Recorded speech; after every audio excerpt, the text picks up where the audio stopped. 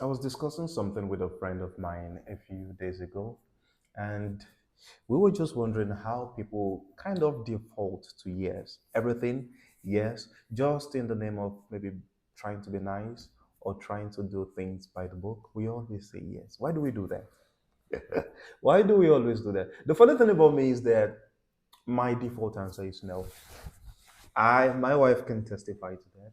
When people talk to me or you ask me something, my first answer is no. Then when I think again, I say yes.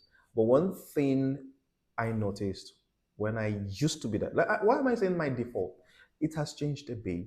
And what made it change was the fact that I discovered, although when we see people that always say yes as, oh, they're being simps, they try to satisfy everybody, they're scared of saying no. Mine appeared a bit rude. Abraham, would you like to come for something? No. Would you like to do something? So I came off rude and unwilling to mingle with people.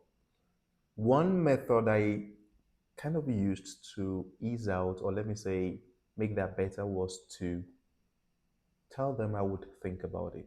So instead of saying no, I would just sit back and say, let me think about it. Telling people I would think about it away eases my sudden effect or sudden reaction to saying no. Now I don't say no, I just tell them I'll think about it. When I get home, I look into the pros and cons. I'm high on the type of friends I keep. So I think that's one of the things that makes me automatically say no. But there are still opportunities that I might have missed just by saying no immediately. So I try to consider these factors, take everything into consideration, even consult with people around me. Okay, that's a case for another day.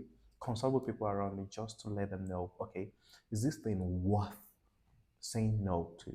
And at the end of the day, giving myself more time to think about some of these things result in me saying yes.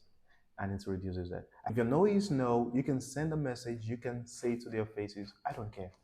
Just let them know you're not convenient with that. And one thing is, people try to soften the no by trying to be nice. You might as well say no and open the door to maybe better chances of doing business if it's about business or some other things later. But don't say no in a way that if you don't want them, don't make them think there's hope for another thing or you listening to their request in the nearest future.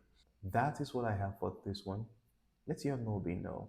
Don't compromise unless there's a bigger reason for that. See you on the next one. Goodbye.